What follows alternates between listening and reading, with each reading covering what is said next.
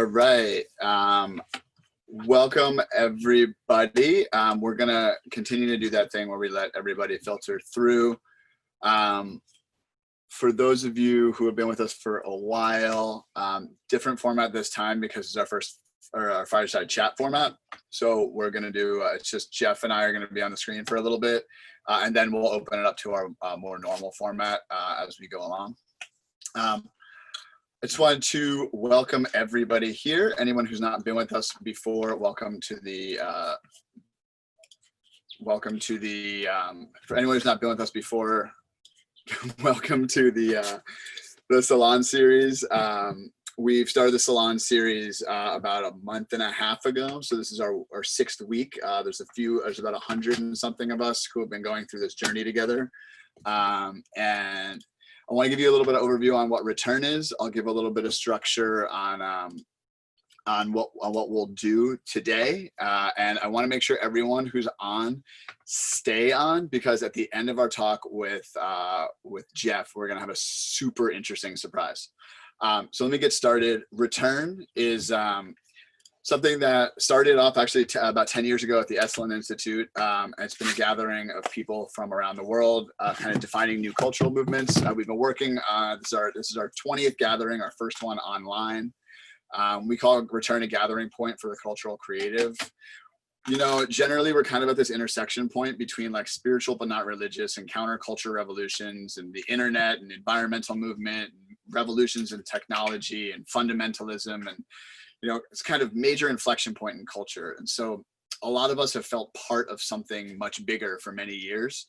And so what we've been working on with Return is how do we define that thing that we all feel like we're part of? Because if we feel that deeper yearning that we're part of something bigger, maybe other people in the world that are outside of our direct friend group feel. So we're trying to give shape and form to a community. Over the last few weeks, we've studied mass movements, we've studied economics and how economics have created Burning Man. We've studied, you know, the religion of no religion, which we're deep diving into right now, and kind of revolutionary movements.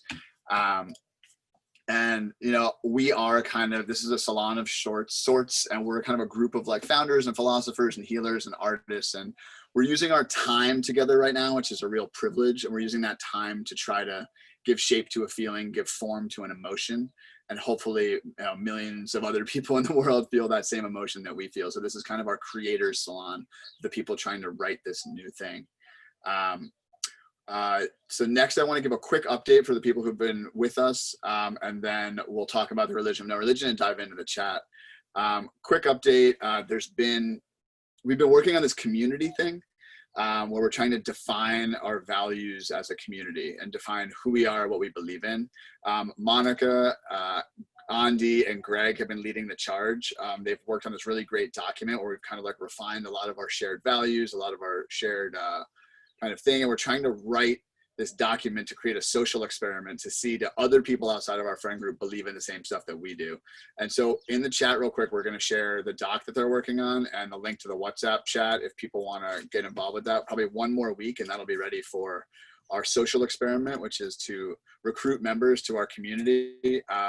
Just that has no point, just to see if people feel the call. We're going to do that on Facebook and on Instant Messengers. It'll be pretty fun.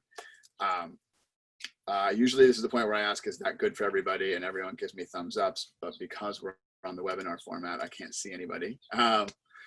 So it's just me. So next we're, yes, there we go. Thank you. Okay, so next I want to talk about why we're all here. The religion of no religion. The religion of no religion is this funny thing, which is you know, what I first learned about when meeting with Jeff. Jeff, who's on the call with us, is going to join us in this video in a second. And he and other professors around the world are studying this incredibly fast-growing, decentralized religious movement that, you know, transcends races, nationalities, borders, people, socioeconomic classes. And it's this religion that's this funny logical paradox where to become part of this religion, you have to say you're not religious, and that's the magic word into this religion. It can trace its roots back to the early turn of the 19th century with Sri Aurobindo, and it's moved its way into Stanford in the 40s. This is the movement that brought us Alan Watts and Esalen Institute that Jeff is the chairman of. You know, this is the religion that encapsulates people who believe in yoga, meditation, plant medicine, chanting Om, doing breath work, setting intentions, the full moon, the equinox, seeing all things as connected, manifesting your reality. These are our chants, prayers, incantations, and songbooks. But when you tell people they're part of this religion, there's this like visceral reaction that I am not religious, which actually makes you part of this religion. So today, can you click Jeff on, and I'll Jeff, we're gonna pop you into the screen here, so it's you and I now. Hey, let me give you a quick introduction.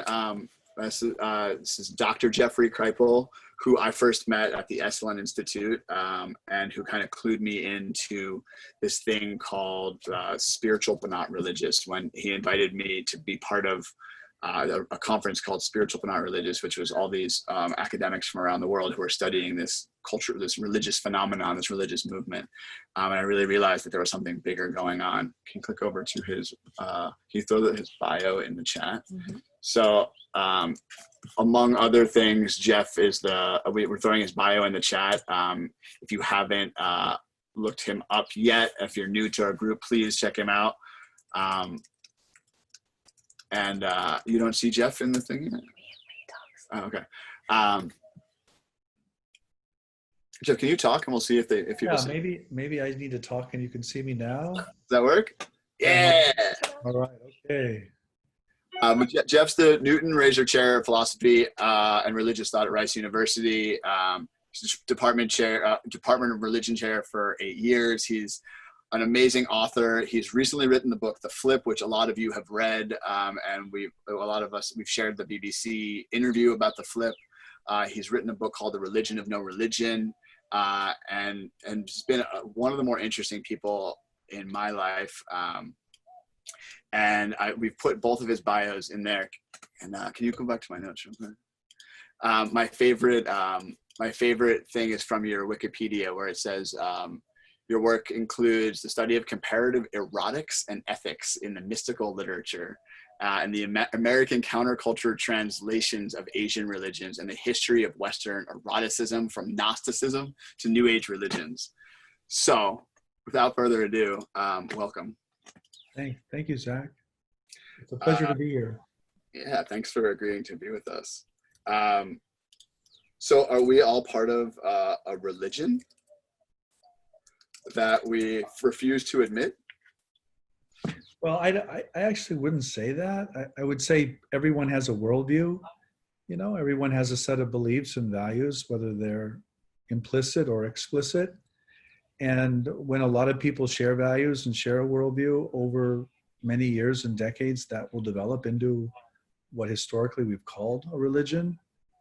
But we might be at a different point now in human history where that's not going to happen. You know, where things will be decentralized and people won't want to identify with an institution or a tradition.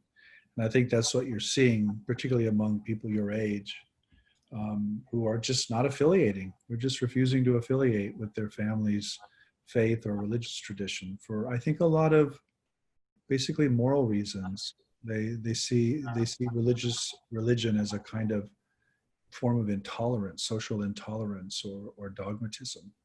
So they're not joining. In your book, you talk about the word religious as like carrying this historical negative connotation that, you know, kind of triggers that, I call it this visceral negative reaction when you try to talk to anyone and you accidentally use the word religion. Is that, you know, in the way I look at it, religion is kind of this great, you know, it helps us organize our community, or helps us organize our traditions and our morals.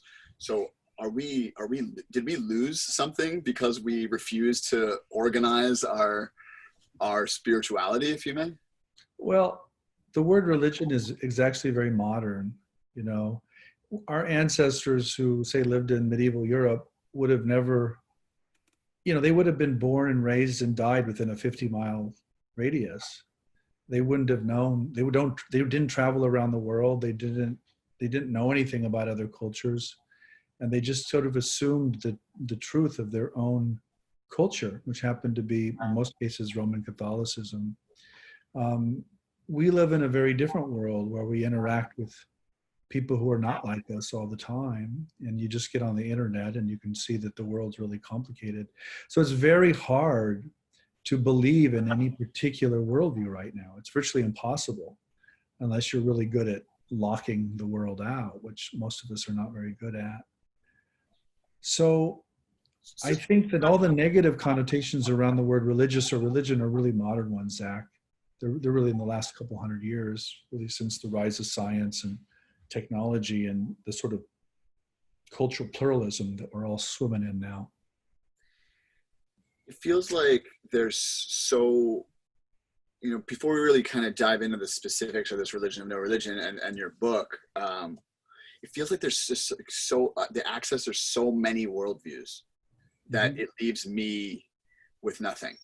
Right. The paralysis of choice, right? And because I have access to like Swami Yogananda and I'm forgetting the TM guy's name, but like, you know, there's like, I can access 47 different spiritual practices. I can go to my friend's Shabbat dinner in New York, and then I can join the you know, Burning Man religion thing in the temple, and then I can go do, you know, 10 chaturangas and breath work, to the point where like I wake up in the morning, I have no idea what to do. Right. Yeah, you're very modern. You're postmodern in that sense. You're very. Well, I think you look to a group of people that all kind of have had that world. Yeah, you know, I mean, listen, we live in the wake of that Esalen worked. Yeah, listen, I teach at a university where when I look out on the classroom, it's the UN. You know, I mean, there's no shared cultural or linguistic background among these 100 or 200 people. They're all from different parts of the world and different cultures. And so then the question becomes, what joins us? You know, what unites us? Does anything unite us? How do we talk about being a human being today? Because our ancestors did not have to deal with that question in the same acute way that you do now or that I do. They just didn't. They didn't have to do it. They didn't ask these questions. And yeah, I sometimes like wish someone just told me the way and it worked. Well, that's how it used to work, is people just told you the way and you believed it and you didn't have any reason to question it, and that's just who you were. It seems so nice. You know, but now with like, it feels like with the, you know, the engine and the internet and modern connective globalism, like no one's figured out the way yet. So we're kind of in the process of writing that. And I think that's a lot of the reason that this group has come together. I think we're in a fundamentally different social situation, Zach, than we've ever been in the history of the species. And I don't think we know what we're doing. I think we're kind of lost at the moment, and, you know, we're kind of groping around. And I'm very suspicious, frankly, of a lot of the answers people give, because I think they're too quick. I think we need to sit with the questions longer and kind of be lost. It's beautiful. I think that you're right as well. I mean, it's just, especially right now, there's this like great rich moment in humanity where anytime anyone tells you they know what's about to happen, no one has, like, they're lying, because we're all in the same like lack of no information. But I want to bring up a point that kind of came to me when reading your new book, and just a quick, you know, synopsis. Like, you've almost scientifically written when someone has an altered state, you've written multiple different examples of how that's a real thing. So much so that Einstein has had one, and Francis Bacon had one, all these great philosophers that we've talked about, that we think of scientists, all believed in these altered states or had them and wrote about them. So, you know, we hear about this in my world. You hear about this, like, not in all of our worlds, like you hear about this like dawning of the age of Aquarius, or like this global awakening of consciousness to the collective movement. Well, you've just like scientifically proved that that's happening. Can you talk a little bit about like what is that feeling that I described, that let's call it like the counterculture, the Burning Man sect says is this like, oh, collective awakening moment that's happening, but through your work it's like, no, it's empirically happening. Well, so what the flip is the the flip focuses on the sciences, and what it really focuses on are scientists.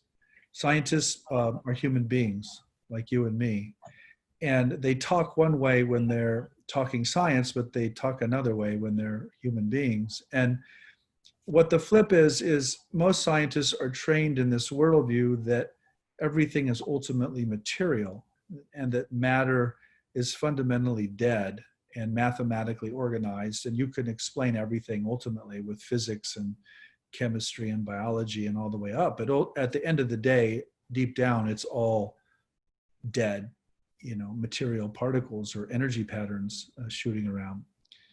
What happens with a flip is that the scientist or the engineer or the doctor or whatever he or she is has some life-changing moment. That might be a near-death experience during a heart attack or a car accident. It might be a psychedelic substance that they ingested. It might be a spontaneous mystical experience, but something literally flips them, and they realize that actually that's not true, that the world is actually minded or conscious in some way, and that the material world is an expression of that mind or that consciousness. So they flip. They flip from this worldview in which there's only matter to this worldview in which consciousness or mind is primary and the material world is some expression of that. The problem is we don't know how to catalyze that flip faithfully and in every case. And in most cases, people never have such an experience, and so they remain in this materialist worldview, which is quite depressing. You focus on famous scientists, engineers, and folks like that. The reason I do that, Zach, is because if I wrote a book about religious saints and mystics, people would just say, oh, those are crazy saints and mystics. They're just delusional. They don't know their science, and if they did, they wouldn't say those stupid things. When you focus on scientists and Nobel laureates and medical doctors, and they say the exact same things that the mystics and saints were saying, then people are like, well, wait a minute. They know their science. They know their medicine, their technology. In many cases, they're creating the technology and the science, and they're still having these experiences. So that's that. So I think it's important to note, like that's what I took away from reading your book. Really quickly, I'm just going to note we have a manageable amount of people in here, so we're just going to promote everyone into the group so we can see everyone's video, and it's more of a collaborative thing. But we're still going to stay muted, and just you and I are going to talk. Okay. We were just nervous. We had a lot of signups, so we were just nervous that we had to do it this way. So that you'll just see people start to filter in. I mean, this is how we teach now. We teach on Zoom, Great. Yeah, I mean, we could dive into the future state of higher education, but I think you probably want to you probably get enough time doing that. For me, it's interesting to see that, like, I didn't realize that Einstein and these folks consistently talked about mystical states. You shared something in the book about, these mystical experiences kind of being like the candy sparkles on the cake of science. And I really love the analogy of like the three scientists staring at a chalkboard with like mind, matter, and brain. And then in the middle, it just says miracle happens. And so a question I have for you is like, I think as I read through your book, we started to look, and it looked like quantum physics was basically science explaining spirituality. So are we close to getting back to where we started? Like, have we moved through the science to the point where we can now talk about mysticism as a real thing again? Well, that's a good question. I don't think we're there yet. I think people who have had these experiences often turn to quantum physics because they think there are metaphors or ideas in quantum physics that support their experience. That may or may not be true. I can't really say. But what I can say is that, when I talk to quantum physicists, they say very strange things all the time. And their ideas are very resonant with a lot of traditional mystical or spiritual ideas. I don't think it's the same thing. I don't think mathematics and physics are the same thing as mystical poetry or mystical experience at all. But I think they might be expressing the same kind of reality in two completely different modes or ways of talking. I think that's entirely possible. It, it seems like when you talk about kind of what sticking with quantum physics for a little bit, because for me it feels like it feels like this, like there's this magic it's trying to describe. And I love the quote in quantum physics where the more you know, the less you know, the more you know nothing. And going back to the early scientists who kind of like Galileo or all these people are all, it's kind of always went back to like, well, how'd that happen? And eventually they said God. So why the hardcore shift away from talking about this consciousness? This religion or no religion thing is like this people believing in this idea of consciousness, Right. or knowing that they're more. Why has it, if everyone's always talked about it, including all the scientists, if the experiments are starting to prove it, why for so long have we kind of talked about it as the candy sparkles on the cake of science? Like how haven't we let it be real, or real, Well, using quotes? yeah. So one of my colleagues, Philip Goff, wrote a book called Galileo's Error. And basically what Philip shows is that since Galileo and Descartes in the 16th century, the way science has advanced is by locking out everything that's subjective. That it's focused on the objective world, on things that you can manipulate and measure and replicate, and you can do things with. And to that extent, science has been incredibly powerful and incredibly effective, but it's a method or technique that only works by locking out the human subject or the consciousness doing the science. And what's so interesting about quantum physics is you can't do that anymore. You have to take into account the consciousness of the observer or the physicist himself or herself. And that's where all the excitement comes really from the quantum physicists, is this notion that you actually can't remove consciousness or subjectivity from the science anymore. But you could for 300 years. It worked just fine. I mean, I was raised in an era where you never talked about the subject. Should we go back? Should we go back there and just kind of measure everything and put it in buckets? Well, it works. It works really well. But then you end up living in this entirely material world. Well, built great stuff. I mean, air conditioning is cool. The internet's great. Right. It works. It works. I love my iPhone. We're here talking. I'm in Mexico. Yeah, You're in Texas. It's really, really depressing. So on the subject of flips, and to reiterate, I mean, everyone's probably following along, but like, it's this moment that like all of a sudden you flip and you realize that there's more going on to you than what you were told, or like there's this altered state, whether it's a near death or psychedelic or a sudden mystical experience. Does one like have to have a flip in order to be part of this kind of new consciousness or this new awakening? I don't think so. I mean, the argument I make in the book is I hope not. I mean, that's my answer. I mean, the truth is that most human beings never have those experiences. Most of us are never flipped. We spend our whole lives assuming that there's just a material world out there and that we're in it, as opposed to being some kind of mind in which the world is inside it. But most of us will never have that. And so I'm hoping we can develop a worldview that doesn't rely on everybody having that experience, because I don't think it's sustainable if we don't. So then if all, follow me for a second, I'm really curious your opinion on this. If you don't need to be flipped to be part of this thing or have a sudden mystical experience, and if what we're coming into this new thing, and if religion, the idea of religion, let's just call it that which organizes our collective spiritual practices, that useful thing that used to be the word that helped us organize our rituals, rites of passages, turning 13, hitting puberty, making a child, passing away. What's the onboarding mechanism for this new consciousness if it's not a flip? Like, and if we can't organize it, then I guess we can't have a ritual. So like, we're kind of stuck in this place where it's like you got to cross your fingers that hopefully something special happens to you. Well, Let me say a couple things.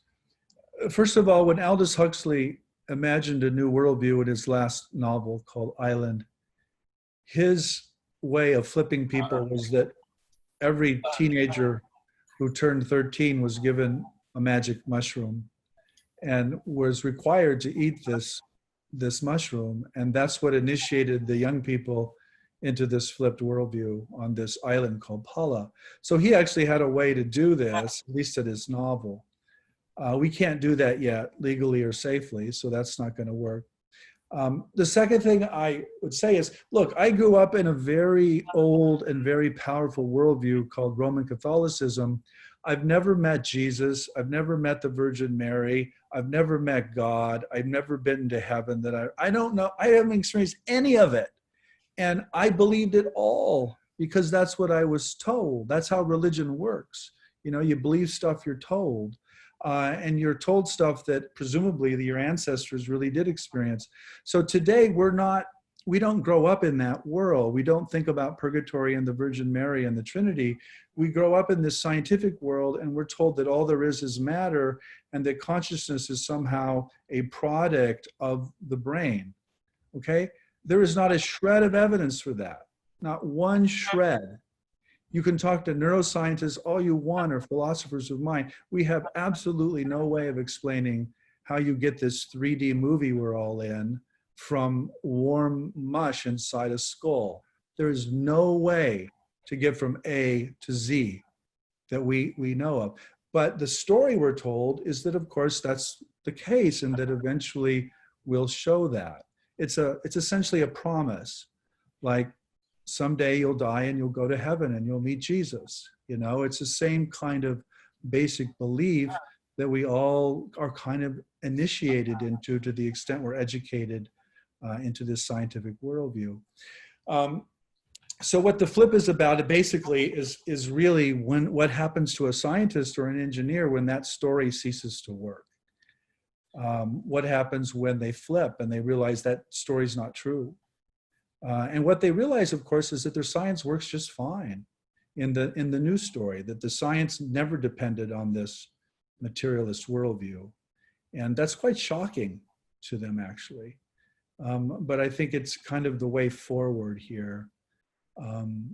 But how to do that, I don't know. You know, I think this is up to you, actually. And to you, I don't mean Zach, I mean all of you. I mean, this is up to your generation to figure out how to create a new worldview that's sustainable and life-affirming and positive and not god-awful, depressing, and violent and wasteful, which is the world you're inheriting, actually. So I think it's a real challenge. I think that's why we're gathered as a group. I mean, that's what this group is here to do. We said, you know, we're all at home. We all have some time. We're all blessed with this privilege to, you know, have had all these experiences, and we can, with this education that we have, we might be able to give shape to this thing that we've been feeling. And that's kind of what we're working towards. You know, I'd love to ask you a question, kind of jumping back in time when you had put together, Jeff's the chair of also this group, maybe not chair, but co-chair of this group called the Center for Theory and Research, which is started by Mac. I see you on here, but started by Mac's father, who started Esalen, which Jeff is also the chairman of. They've kind of pioneered this worldview through these conferences with some of the most interesting people around the world for the last, 40 years at least, Esalen 60.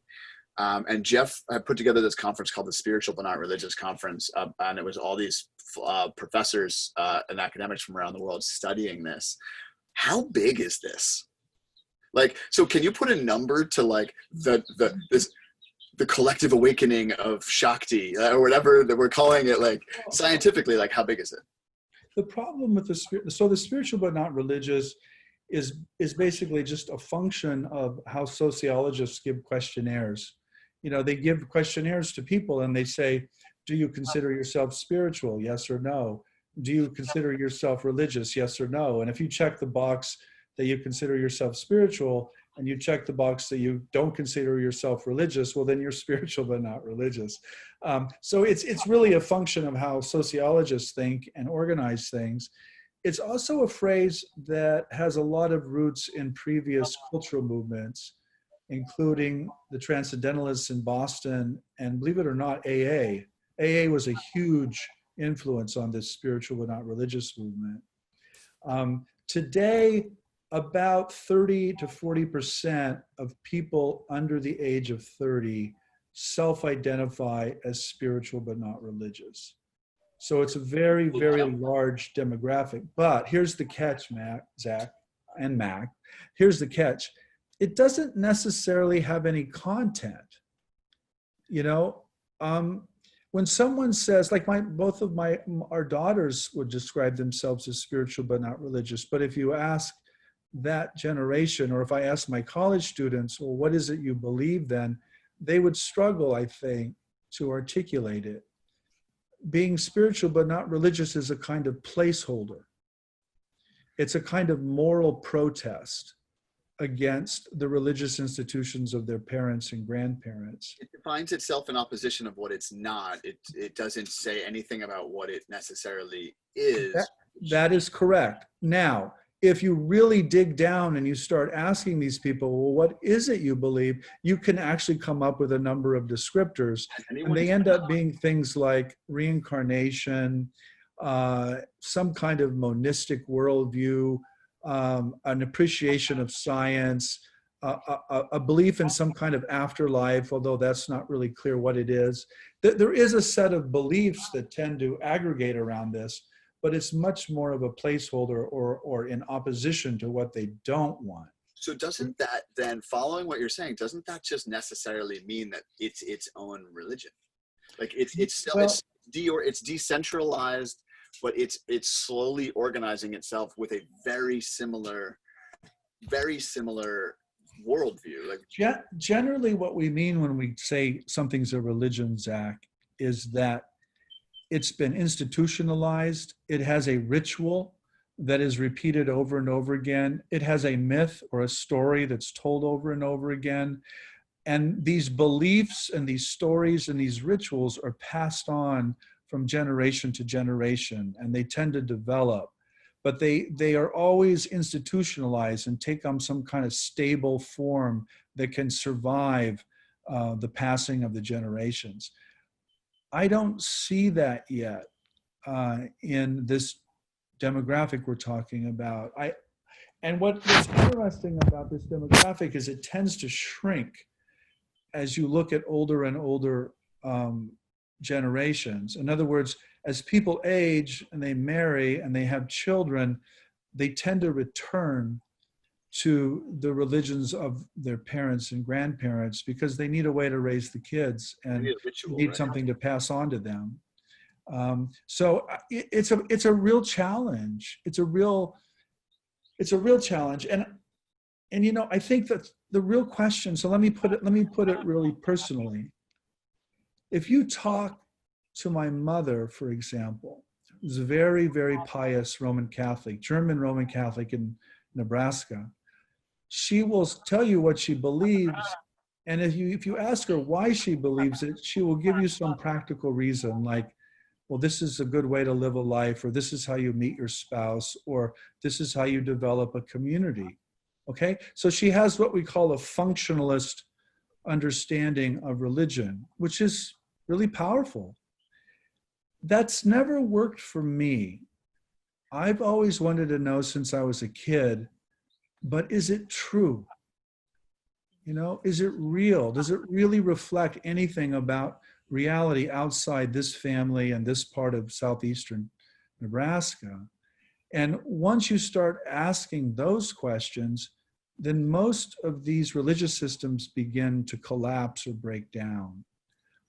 They make a great deal of sense as functional ways to hold a community or society together, but it's very hard to make sense of them if you start relating them to one another. If you stay inside the religious system, it works fine. It's perfectly consistent. But once you start asking these deeper philosophical and comparative questions, things start to like shimmer and dissolve. Yeah, I mean, like Shabbat dinner is a really useful way to like get the crew together once a week. You community going, and like Yeah. the equinox is a good time to do a cleanse because the season's changing. It's good for my diet. Yeah, but those stories have nothing to do with each other. They don't fit together. and that's because there's no binding glue that brings There's them. nothing to put them. There's nothing to But it's bind not, them together. so let's take a little bit of a turn, and then we'll bring it back to this thing.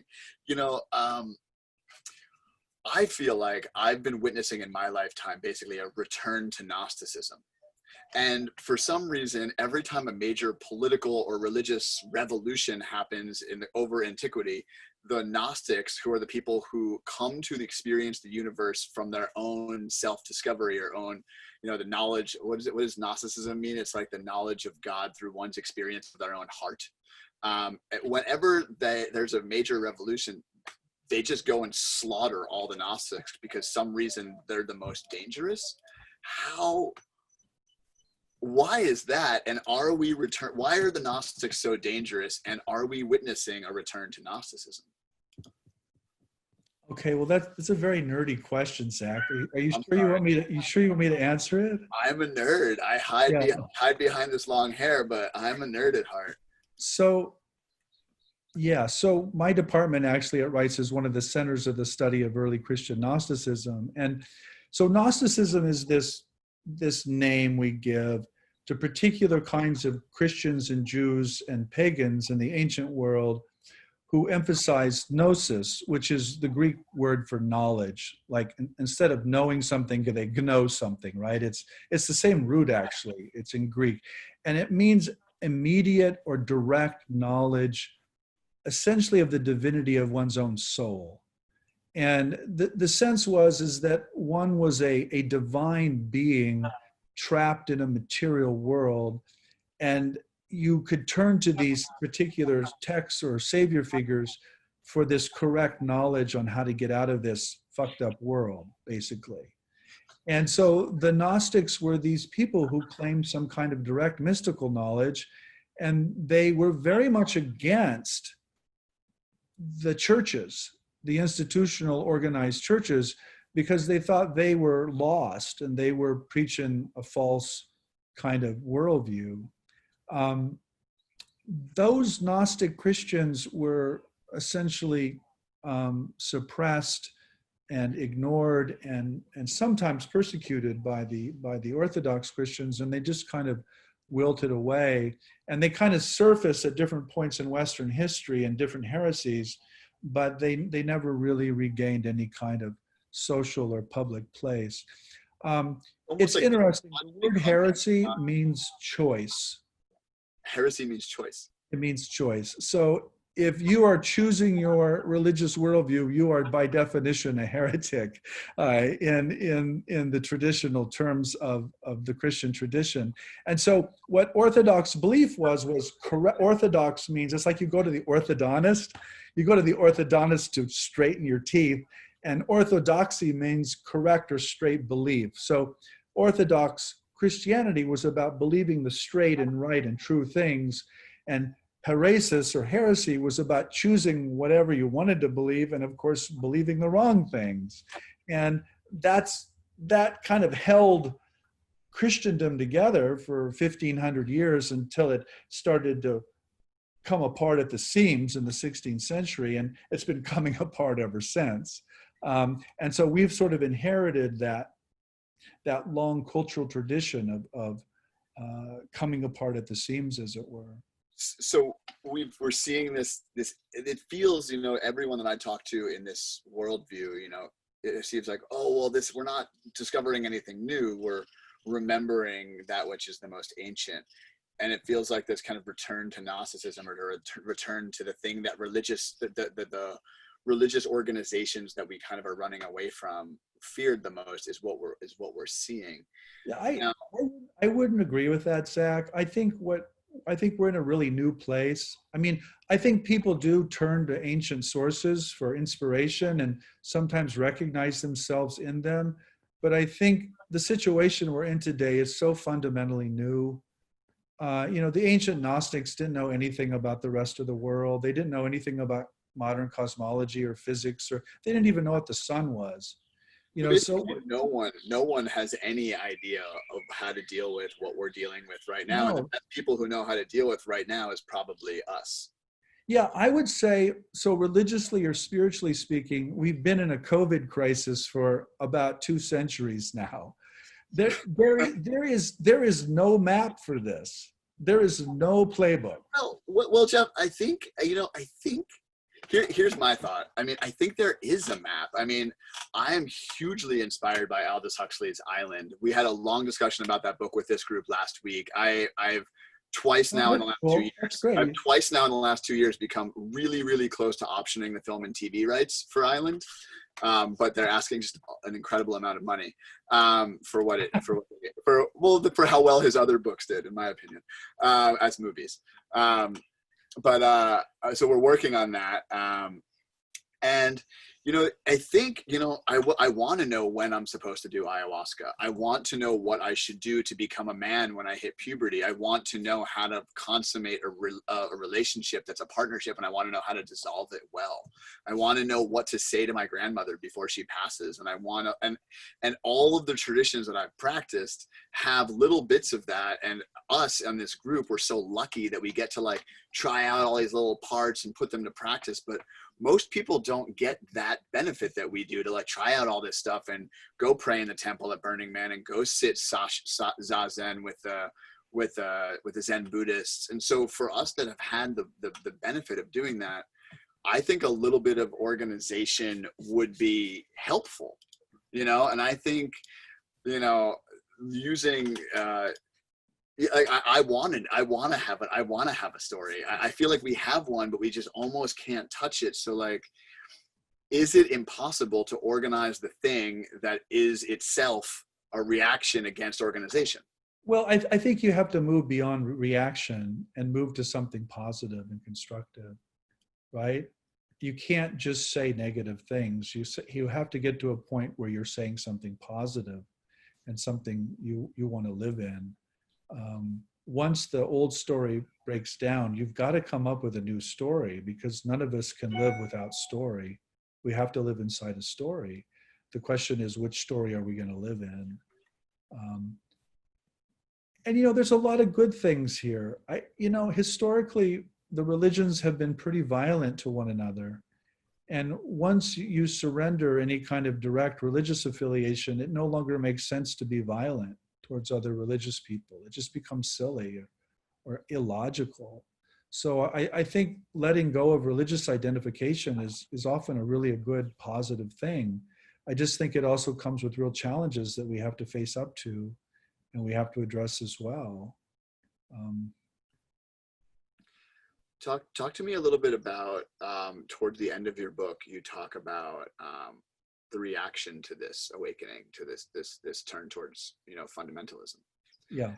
I think one of the topics that's gone through this group for quite some time is we just have to come up with some option other than fundamentalism, but like they're really well organized, and we're just not.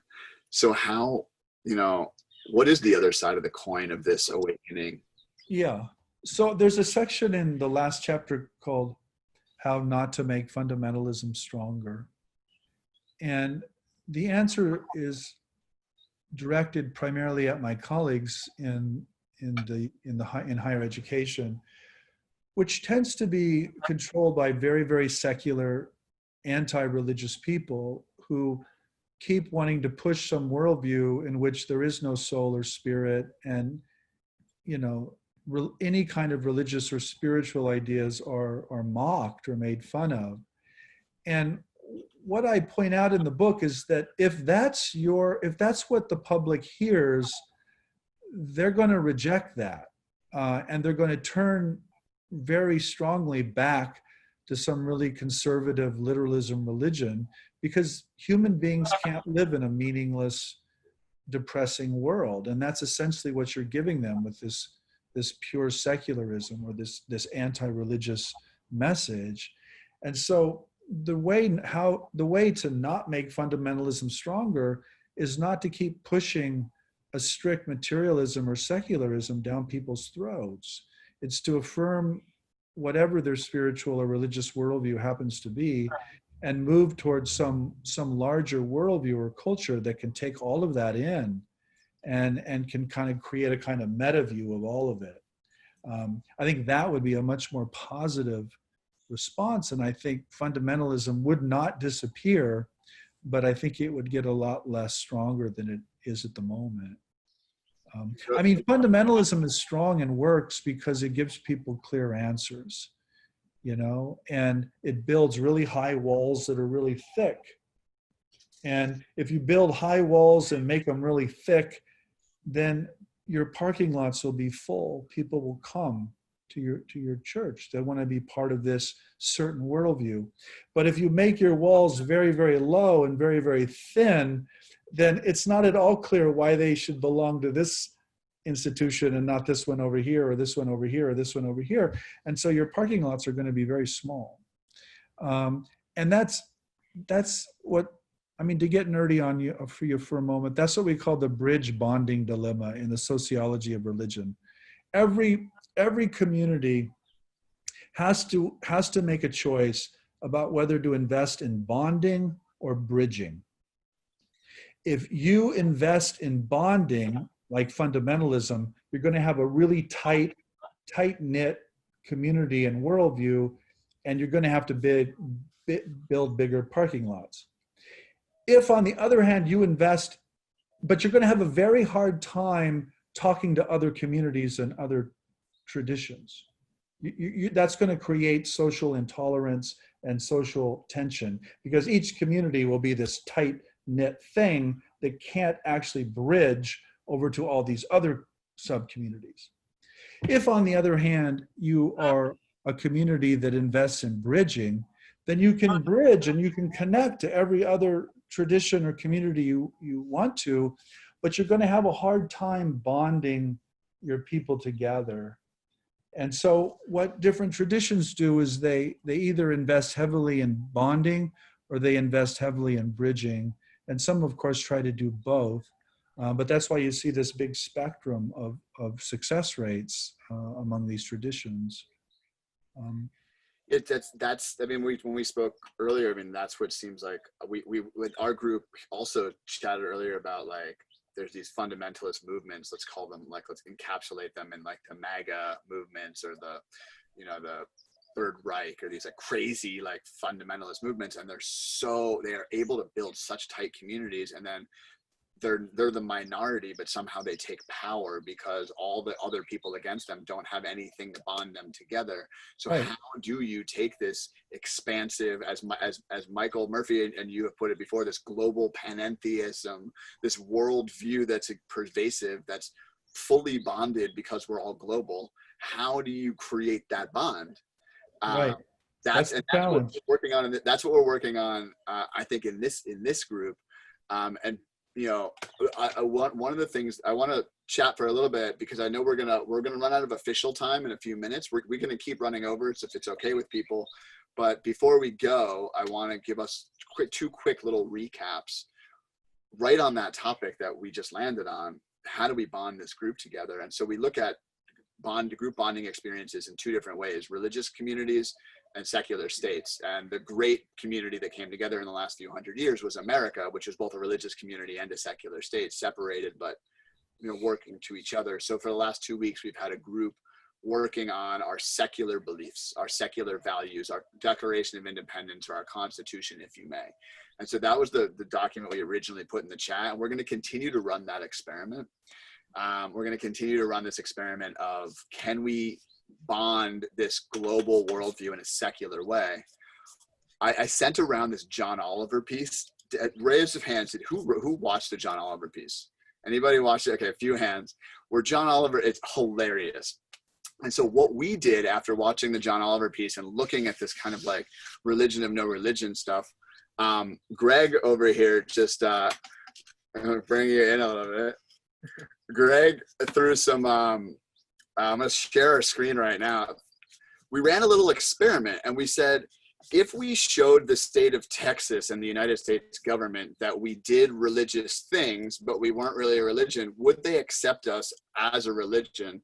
So as of last week, and confirmed by we have an EIN number that we got from the federal government 2 days ago, we are recognized by the United States government as a religion called the Religion of No Religion.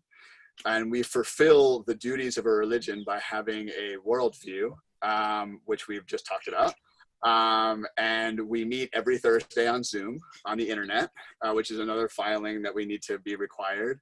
And we have a leader who is called Not Jesus. And so this is one of our documents that we've started. And so we have a track. I'm going to take this document off the screen and we'll come back now. So we have a track that's building a nation or this state. And now we have a track that's creating a religion. So I think the experiment, and Jeff, I'd love to invite you on this journey as much as you can stay, as much as you can be present. We're going to try to define this thing. And we're going to try to do what Aldous Huxley did and say, like, what are these things? And I think we'll use a lot of your work to help kind of isolate these. What is that thing that we all believe in? What is that ritual that we all do? And hopefully this can give a little bit of shape to it. And so it's all a game, and we're playing this game called Let's Make a Religion. We're going to make a bank account because we just got an EIN, just because we're going to continue to make the game because it's fun. And we're going to hook that up to our Facebook ads account. And we're going to play some like tests. Like, do people want to be part of this religion?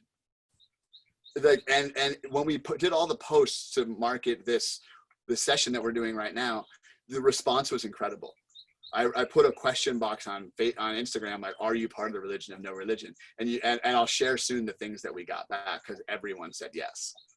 It's a really interesting world that we're dealing with right now. And Jeff, what do you think? Like, does this exercise negate it or further it? I don't know. You know, you've heard of the spaghetti monster religion? Yes. You know, it reminds me a lot of the spaghetti monster. You know, I think humor is great, and I think it's a wonderful way to start. But you know, at some point to develop a worldview, you've got to affirm something, and that's why Huxley was so great. You know, if you read Island, he actually really affirmed all sorts of things that were central to Polanyian culture. And so I think at some point, this new religion of no religion you've just created will need to start affirming something. And then, you know, you might be surprised, you might actually turn into a religion. You never know. It's almost if we took what we know now, could we give shape and form to this thing? But you know, something that I took away from Esalen was that it's like the dogma of no dogma, which actually is a dogma, which is helpful. So you can actually ingrain in it that there is no guru, that you are your guru. You can now use modern organizational tools to defend against capturing the flag or this guruism. Have you seen experiments like this ever happen in your? Oh yeah.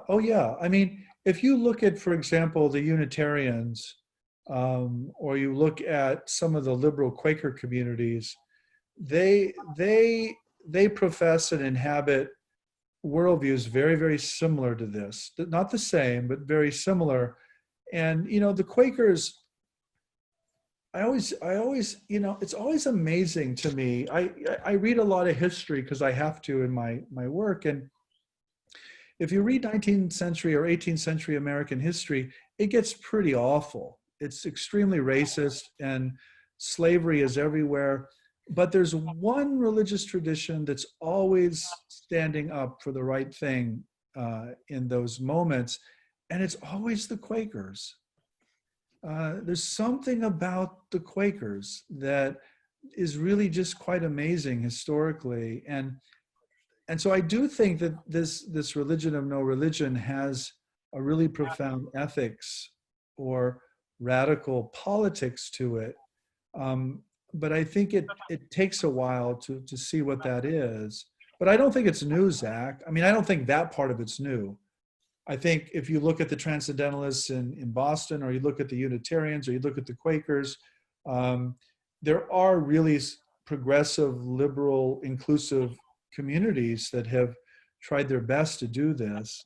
It's just really hard to herd cats, you know. Go to It's- Burning Man, so we're used to getting people on the art car, which is pretty much the same experience. Well, with Burning, I never been to Burning Man, but you have the virtue of a desert, and you know, essentially trapping people, and it's this contained amount of time.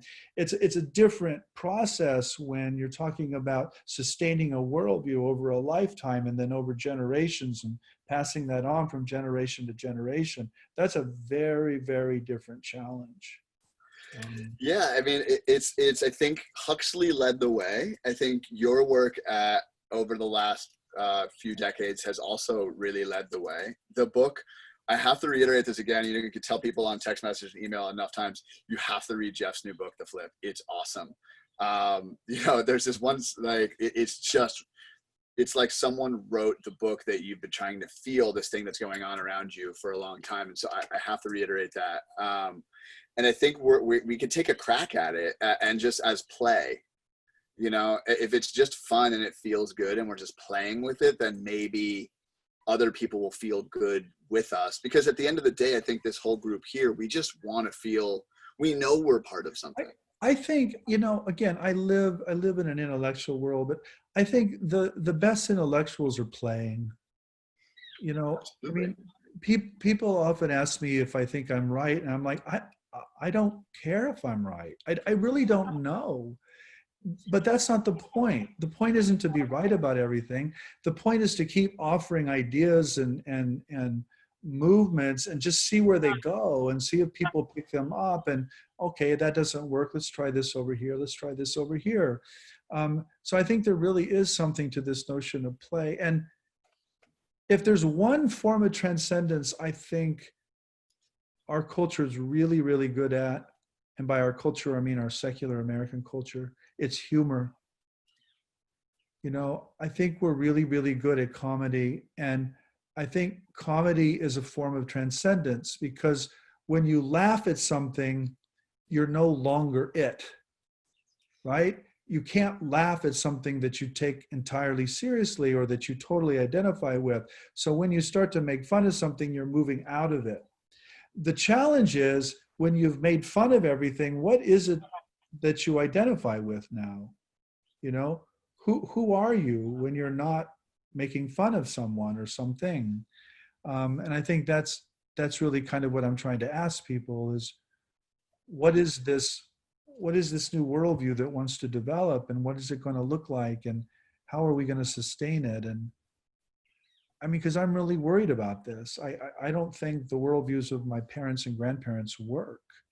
Well, we talk about this a lot in this group. It's, you know, because of jet engines and because of the internet and because of this rapidly growing globalization and because of penicillin and World War II and the global financial system, we are connected in a way that no other worldview has ever dealt with. No, I know. It's totally new. That's what I was saying. We have to take a crack at it. You know, I think we're educated in the Western world to think that like coming up with a new worldview or a new idea of community is a thing that used to happen in the past and that we've got it all figured out now. And that's just blatantly not true. And I hate to say it, but it's not American to think that way. That's fundamentally not American to think that everyone told us what to do and now that's what we do. And so Seth brought up a few things in the chat. He brought up Marshall Gans and Benedict Anderson. Marshall Gans is the story of us, and he architected Obama's Hope and Change campaign and Cesar Chavez Se Suerte campaign. And he talks about how these communities come together. They give themselves a self-identity and then a group identity, and then they take collective action if that group identity isn't what's happening in the now. And if I look at what's happening with the global political landscape with Trump and all these things, like it's not, our values aren't being taken into account now. He also brought up Imagine Communities. We're going to spend a few weeks on Benedict Anderson's Imagine Communities. And it talks about how kind of this, you know, I'm sure, Jeff, you're familiar with Anderson's work, but he talks, amazing. He talks about how like, as humans, we've gone from tribal group, like he says our consciousness or like our viewpoint allows us to identify our community. So when we were rural, we were in feudalism, and then when we got a bigger worldview, we were in the dynasty, and then we were in the nations, the city state, and then the nation state, and then this empire thing. And that this nation state thing that we've been playing for the last few hundred years is kind of, it's rather new, and it's kind of at the end of its normal time frame for how we look at a worldview. And so obviously, like, I don't feel like, never in the last few years, I haven't been like, wow, gosh, the politics of America really speak to my heart and like call out my deepest yearning as a human. It's just, it doesn't capture that thing, which nationalism kind of used to for a larger group of people than it does today. And so what we get to do now is come up with, because of the internet, because of all these things, we get to come up with this new community that we're part of. This group right here that you're looking at, Jeff, on the screen is like, we're different nationalities, we're different races, and we're living in different countries, and we're all part of the same community, but we have no identifying mark for that. And we all believe in the same thing, but we have no like secret handshake or like necklace to like give each other that says we're part of it. And so what we're trying to do is figure that out, you know, because I think we need it. And if we need it, chances are we're not alone. And if you, as you said, it's potentially 30 to 40% of everyone under the age of 30 as well. Yeah, those are the US numbers. That would differ from country to country, of course. I mean, gosh, even if it was 0.02% of the US, that's still, you know, a huge number of people. So this is kind of what we're up to. Great. Go do it. Go do it. Well, so will you, are you part of our religion? That's a good question. Probably not. I don't. Yeah. I always say I'm a super religious guy, but I don't have a religion. So, but if I join your religion, then I have a religion. So that's a problem. So the goal is that none of us would join a religion. Yeah. No, I know. So I know. I get the joke. How do we do that's the tricky part. It's the bridge bond dilemma. We're literally sitting at the precipice of this bridge bond dilemma. You know, Burning Man tells us that you have to be radically inclusive of everybody. And if you're radically inclusive of everybody, then everybody's involved and there is no them. So that by the definition, there is no us. So we sit in these communities of radical inclusion with no ability to self-identify. Yeah. You know, we struggle with that at Esalen, actually. In terms of the structure of the place, it's of course a radically inclusive place as well, but by being radically inclusive, you are excluding. You know, there are groups of people that don't feel comfortable in a radically inclusive environment, and like say Orthodox Jews or conservative Muslims or evangelical Christians, for example. So any values you adopt, to have a value, you have to exclude. I don't see how that's possible that you don't. And I think that's something that progressive liberal people struggle with. I mean, we struggle with that at the universities. How far does free speech go? What can you tolerate in terms of intellectual freedom? Do you invite a fascist to campus to give a lecture? I mean, these are really hard questions. And yeah, I mean, one of the people I went to graduate school with, she's president of Middlebury College, and she's tried a number of times to bring really, really smart conservative speakers to campus to give lectures, and the students have totally destroyed every event. So is that, you know, what do we do with that as a culture, or as a college president in her case, you know? So I think it's tough. I think it's really tough. So I don't know. I'm just blabbing now. Maybe people have something they want to say, Zach. There's a lot of what I was going to say. If you're open to staying for a few more minutes, we'll open up. Yeah. I mean, there are a lot of faces here and a lot of names, and I would much rather hear from them than listen to me. Right. So we'll do the thing. Raise your. I'm going to prioritize digital hands over physical hands, but you can raise both, and I'll see who I get to first. Anybody? Erica. Thanks, Zach. Thank you for your comments and your insight, Jeff. My question, I hear a lot of boomers, and even I have older half siblings in their 50s, so Gen X, say that a lot of this is on our generation. And I my background's in policy and journalism, and I really struggle with that because the people that are still in power tend to be boomers. Yeah. No, I don't mean, I mean, you'll inherit the earth, Erica. I don't mean this is your fault. Uh, when I say it's up to you, I don't mean this is your fault. I mean, look, in 20, 30 years, your generation is going to be running the show, whoever your generation becomes. That's what I mean. But I agree with you. For me, it's like, how do we cultivate more intergenerational conversation? Yeah. Because we're on a tight timeline. Yep. So I talk about this a lot, actually, at Esalen. If you look at the birth of the counterculture and the birth of Esalen in the early 60s, what actually happened there was a lot of older, much older intellectuals who had been saying these things for decades and nobody was listening. And then you had this really vibrant youth culture that came up, and suddenly they were listening and embracing these older intellectuals and visionaries. And it was that intergenerational alchemy that exploded and became the counterculture. And that's always been my best hope for our own future, is that there'll be this intergenerational. So can we make you our Alan Watts? Yeah, I'm not Alan Watts. I don't have the accent, and I'm not as funny as Alan was. I beg to differ. Yeah, I'm just a dingbat from Nebraska, but I can do my thing if it works for you.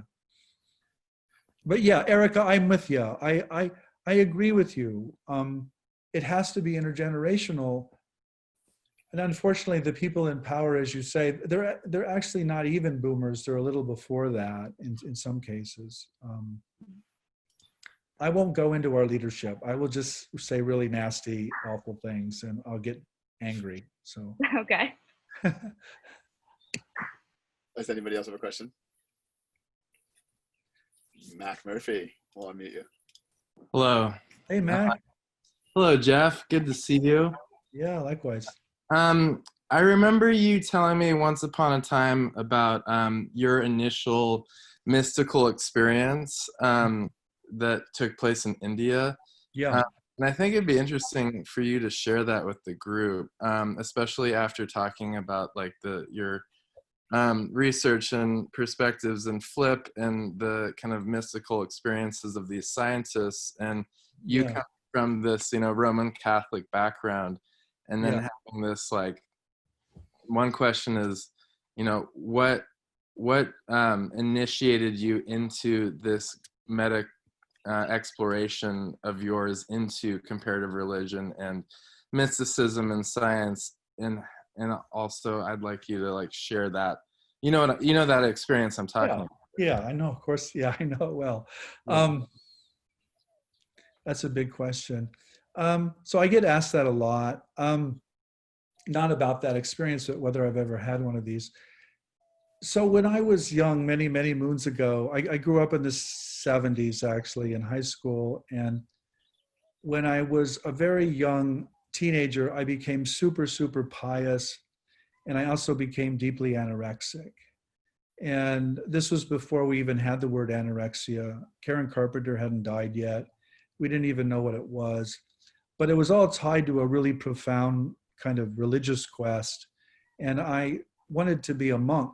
And so I joined this monastic seminary and I studied with these Benedictine monks, and I sort of got turned on actually to the comparative study of religion and to psychology because of my anorexia and my psychological suffering.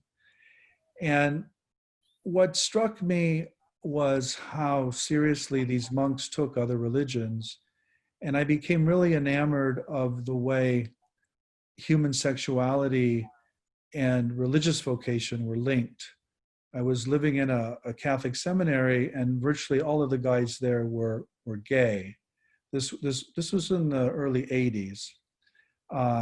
And homosexuality was really, really verboten then still. This was kind of during the early AIDS epidemic. And homosexuality for a Catholic was a source of great shame and guilt and condemnation. But inside the seminary, I saw the opposite. I saw I saw young men who were very affectionate with each other and whose spiritual lives were very rich and deep.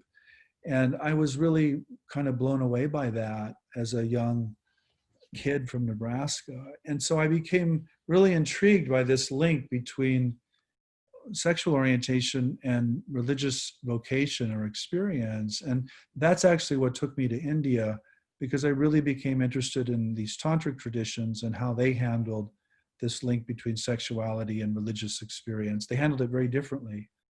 And I got really interested in them, and I spent 8 years studying Indian languages and these tantric traditions. And while I was living in India in 1988, I was participating in something called Kali Puja, which was this 4-day ritual cycle around the goddess Kali. And one night during this ritual cycle, I woke up, but my body did not. So my mind came online and my body was paralyzed, kind of classic sleep paralysis state. And as I was sort of figuring out what this was, this amazing, erotic, mystical energy entered the room or came out of my body or came out of some other dimension. It wasn't really clear where it came from.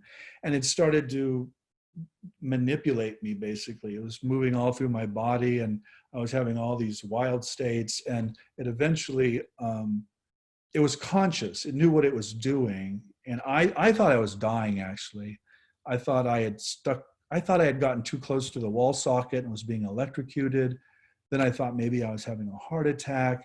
And at some point, this energy just kind of imploded into the heart region. And I had the experience of leaving my body and floating up to the ceiling.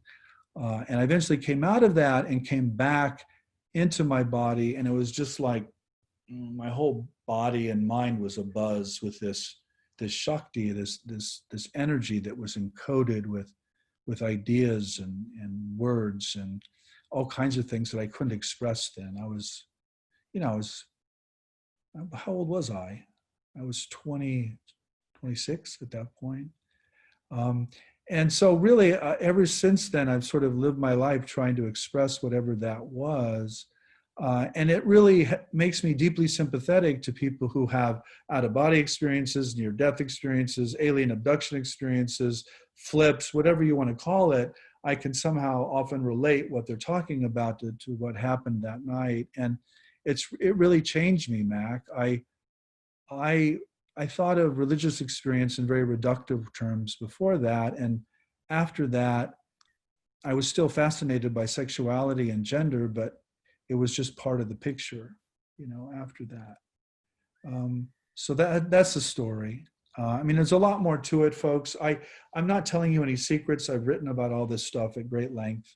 But I think it's really important to talk about, because we were really, really coming up against this wall in the early 80s around sexual orientation and gender and religion in a way that I think is not always appreciated or not always remembered. It wasn't like it is today. It was much, much, much, much worse. But yet we still don't share stories like this. Yeah, not like that. No, it's true.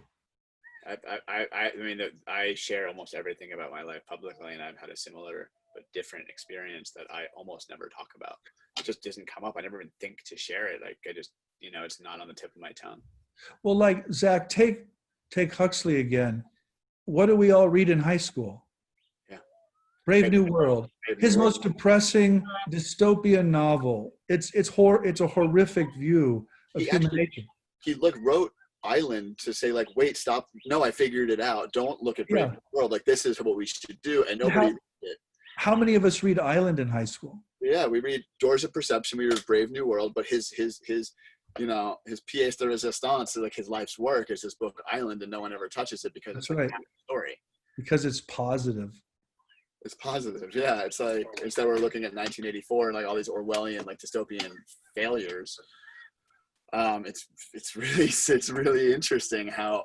So one of the things that we look at here is how do we know about gathering people, we know about bonding people, we know about organizing groups, we know about catalyzing movements, and we have this positive story. So is it even possible to tell a widespread global positive story that incorporates spirituality, but it's not in a non-dogmatic way, that protects our environment and connects individuals of all races and distributes resources equally? Like, can we even tell a happy story, or is that just not a real thing? Yeah. Julia. Hi. I had a question. It's not exactly relating to the type of story that you're talking about, Zach, but you, in your talk, Jeffrey, that you said humans need to live with a story, that we actually require this as beings or species. Why is that, and what is the criteria for these stories exactly? Well, it depends. I mean, historically, these stories have been religious stories about the gods or God and where we came from and where we're going. In the modern world, they tend to take much more secular forms, like Soviet communism or American capitalism, or science and technology today. But there's always a story. It doesn't have to be explicit or conscious, but there's usually some story that we're born into. And often what happens is those stories don't work at some point. They stop working, or they don't work well for some people. And so those people or those new communities have to create a new story that works better again. I taught a month-long workshop once at Esalen called Sex of the Spirit. And the basic idea was to relate sexuality to spirituality. And I naively thought we'd spend the first couple nights just going around the room telling our stories, because I wanted to know how these individuals had experienced their sexuality in relationship to their religious tradition. It took us a week to get around these 25 people, and we were like weeping every night. It was horrible. It wasn't horrible. It was poignant and sad. And there was only one person in the group of 25 people that had a positive story to tell. So that, and I wasn't expecting that. I wasn't looking for that. But the point of it that eventually emerged was not every story works for every person, And historically, people have just been kind of force-fitted into the story they were born into and learned to live with it or shut up. Today, as we've said, people have choices, and they don't have to live in the stories that their parents or their grandparents gave them. For example, the seminary where I was, these young men were all given the story that their sexuality was evil, or it was a disease, or they were sick. Well, they clearly didn't believe that, but they hadn't yet moved into another story, so they were kind of inhabiting this dual world that was very different on the inside than it was on the outside. And I think that's what happens with any culture, is it starts to shift and change on the inside, and it gradually becomes something else on the outside. I hope that helps. Yes, thanks. I think story is the most poignant thing. One of the books that we'll touch on it. We've touched on it throughout this kind of our time together with this group, and it always comes up, but it's Joseph Campbell. And the stories, the hero stories that we have that were, encapsulated by the monotheistic mythology of the religions that we all ran away from, have been put into like Pixar and like Lucasfilms movies. And so all of our religious mythology is being used to tell like Luke Skywalker stories.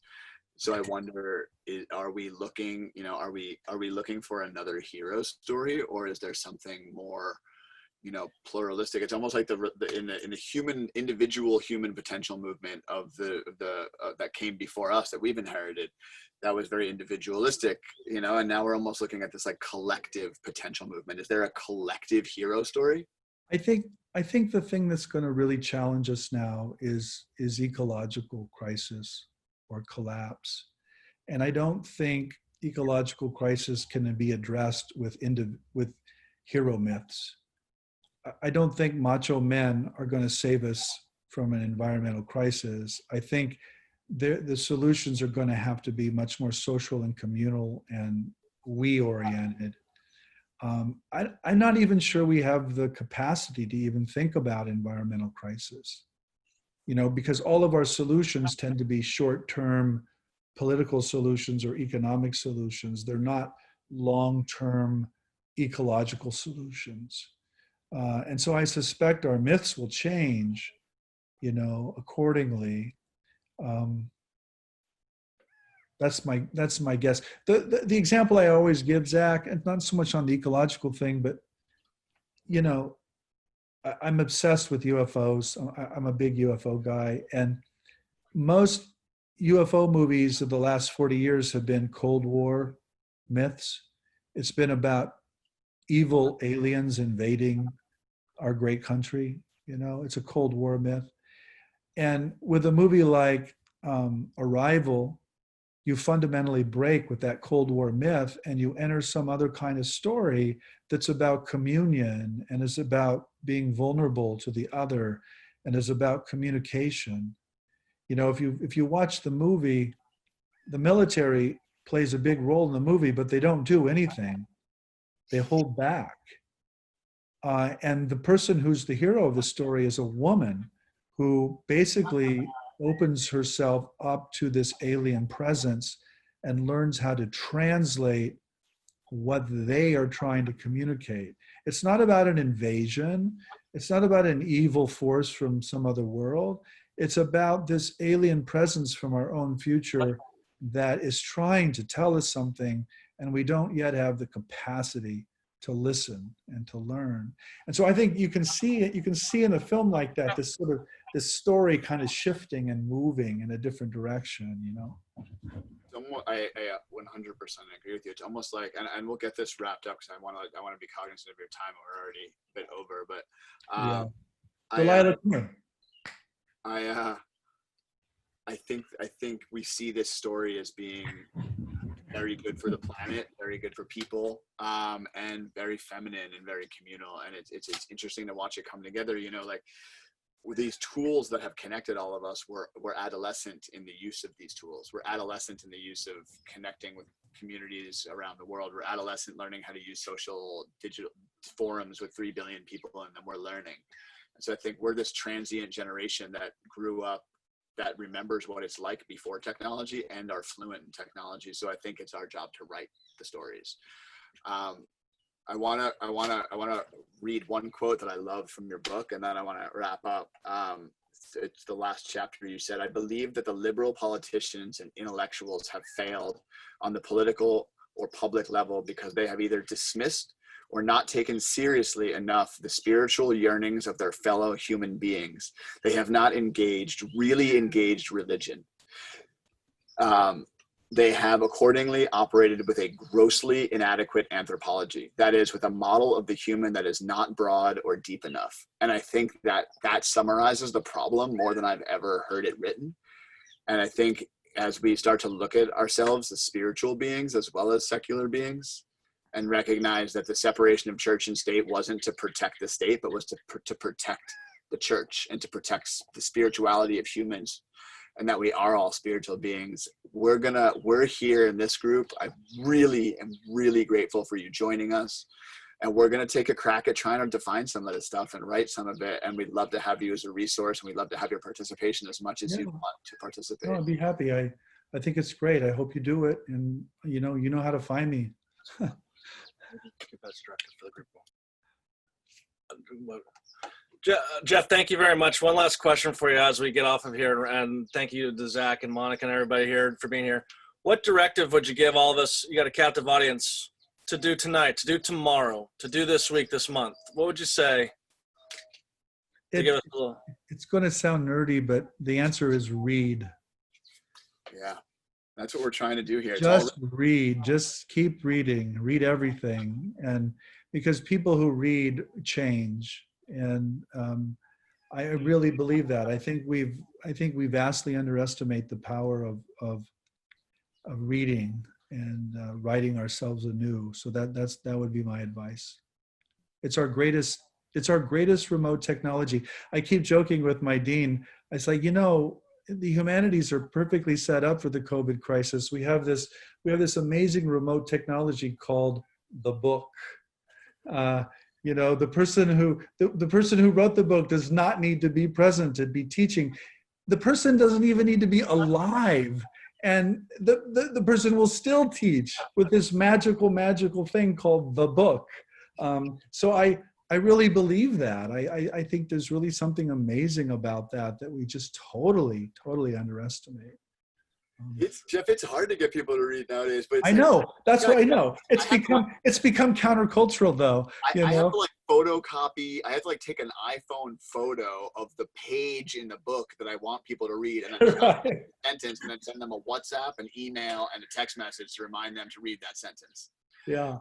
You know, and all this stuff has been written down. Like the generation that came before us, like the Aldous Huxley's generation, Sri Aurobindo, and I read less too. I'm in the same boat, but I think that's what we need to do. Guys, Thank Jeff, you all. thank you so much for being here. Crew, if you want to stay along and chat a little bit, we'll stay for a little bit. I have a furry 4-footed woman who wants to go for a walk, so I have to leave. Her name's Delilah, and she's running up and down the hallway here. So, thank you all. Jeff, thanks so much. That was wonderful. All right.